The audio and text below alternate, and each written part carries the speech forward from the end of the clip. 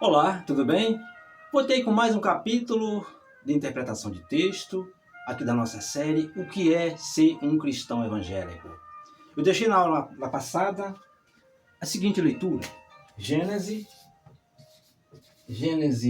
14, 17 a 20.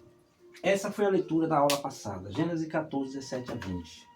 Hoje nós vamos fazer a leitura de Mateus, de 23 a 24. Mateus 23, de 23 a 24. Meu caro cristão evangélico, por que eu digo que você não sabe o que é ser um cristão evangélico? Porque você não sabe, você sabe ler, mas você não sabe fazer a leitura de um texto. Você grava os versículos, os capítulos, mas você não sabe fazer a leitura daquele versículo, daquele capítulo que você leu.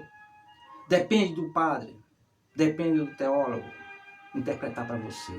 E quando você depende dos outros, você não sabe andar sozinho com seus pés. Esse é o problema de 99,9% do cristão evangélico. Ele tem esse livro na mão, vai ao templo 2, 3 vezes por semana, durante a semana, mas não sabe o que se passa por aqui.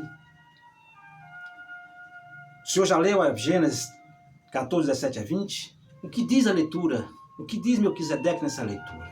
É isso que o senhor vai ver comigo agora. Vamos ler aqui, fazer um parêntese aqui. Meu caro jovem cristão evangélico, se você for fazer uma leitura hoje, uma prova do Enem, vai vir um texto de redação para você. Você não vai depender do padre, do teólogo, do pastor, do seu amigo, do seu pai, de sua mãe. É só você, sua caneta, seu lápis e seu papel. Não tem mais ninguém na tua sala. Só você e os colegas, cada um fazendo sua prova, sua redação. A prova o Enem, o tema do Enem da redação do ano passado foi teve o seguinte tema: Direitos humanos e meio ambiente. Isso é para você desenvolver a sua redação. Como é que você vai fazer sua redação se você não sabe fazer interpretar um texto, um mínimo texto bíblico? Esse é o problema hoje crônico que acontece no Brasil e no mundo inteiro. Vamos fazer aqui a leitura, que depois eu vou mostrar a ilustração aqui para os senhores. Vamos fazer a leitura aqui de Mateus 23, 23, 24. O que é que disse Jesus nessa leitura? Ai de vós, escribas, fariseus hipócritas, pagai o dízimo do caminho, desprezai os preceitos mais importantes da lei: a justiça, a misericórdia, a fidelidade. Eis o que era preciso praticar em primeiro lugar, sem, contudo, deixar o restante. Guia cego, exclama Jesus, filtrai um mosquito e engolis um camelo. Essa é a leitura que Jesus disse. Jesus fez para os hipócritas, os fariseus, os hipócritas naquele dia. Comparando com a leitura de Gênesis, tem quilômetro e quilômetro de distância dessa leitura para outra leitura. Por que é que Jesus diz isso? Chama de hipócritas aqueles escribas e aqueles fariseus. Guia cego. Jesus sempre falou em parábola. Aquela região, meus amigos, não falei com o senhor, essa região aqui sempre foi minada, sempre foi conflituosa. Vocês estão vendo então a Cisjordânia? Envolvendo Israel, envolve praticamente toda a Cisjordânia. Israel sempre quis tomar a Cisjordânia, quis sempre tomar a Palestina para eles. Sempre foi assim, desde sempre.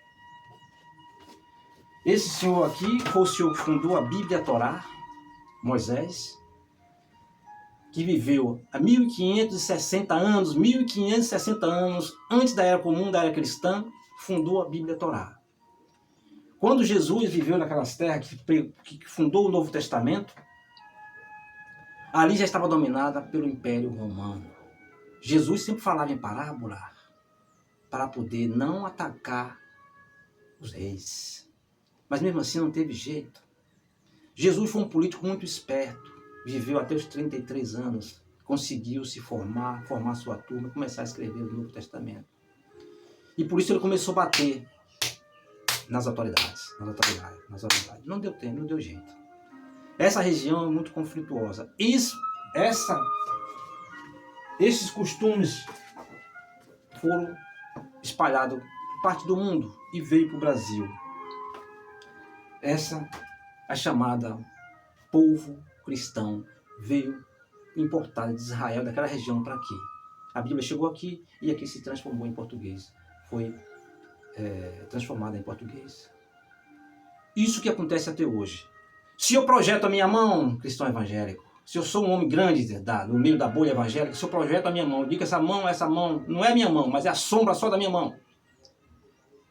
E eu divulgo para minha comunidade, para meu mundo evangélico, que essa mão é a mão de Deus, aquela sombra projetada é a mão de Deus, todos vocês vão acreditar. Esse é o problema nosso de vocês, evangélicos.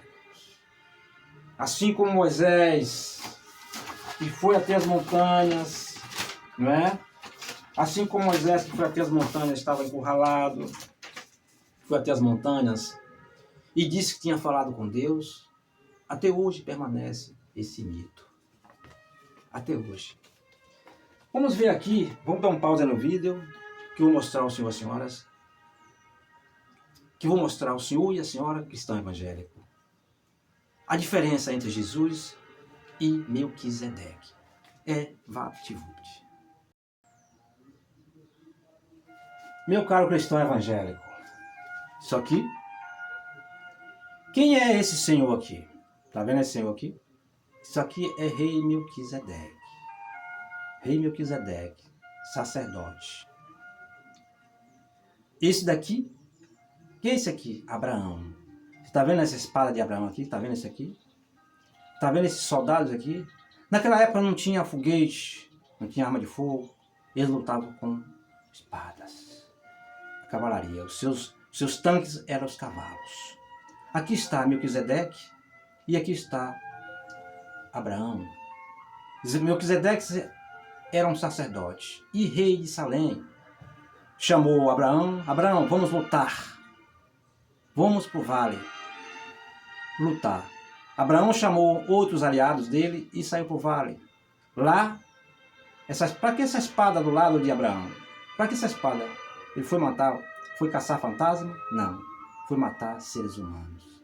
Foi tomar outras regiões e trouxe, saqueou, expulsou os reis de lá, matou pessoas, destruiu suas casas, tomou suas terras e trouxe para o rei Melquisedeque. Melquisedeque ficava rezando para o Deus Altíssimo para ter sorte no sucesso de Abraão. Hoje os evangélicos louvam Abraão, louvam Melquisedeque. Evangélicos e católicos e todos não sabem que Melquisedeque foi apenas um sugador, um explorador, enquanto ficava nos seus palácios. Os outros trabalhavam para ele e traziam para ele. Aqui ele está agradecendo, ó, vinho, pão. Chegou nesse momento da batalha.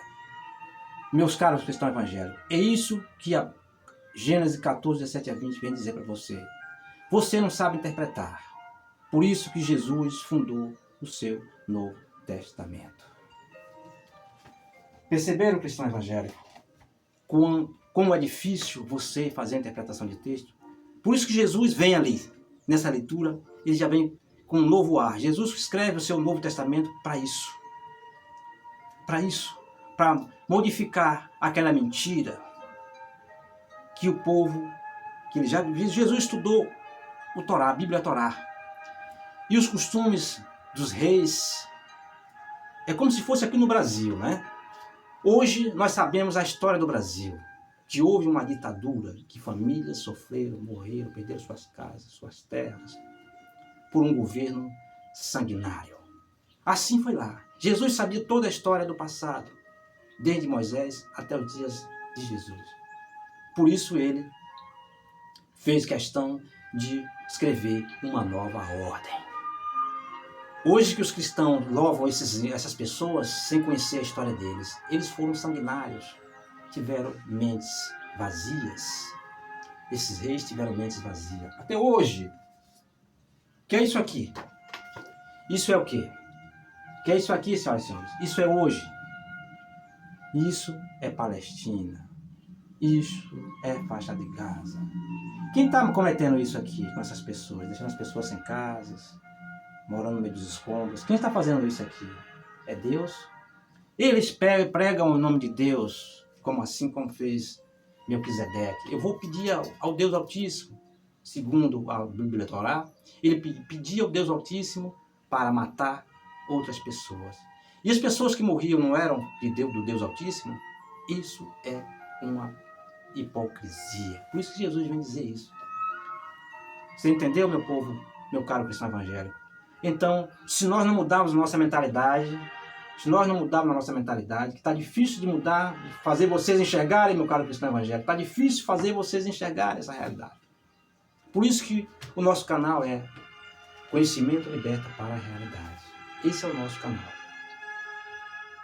Eu te espero para o nosso próximo encontro. Vamos fazer a leitura novamente do Novo Testamento de Atos dos Apóstolos. Vamos ver o que é que Jesus diz em Atos dos Apóstolos. Um abraço para você.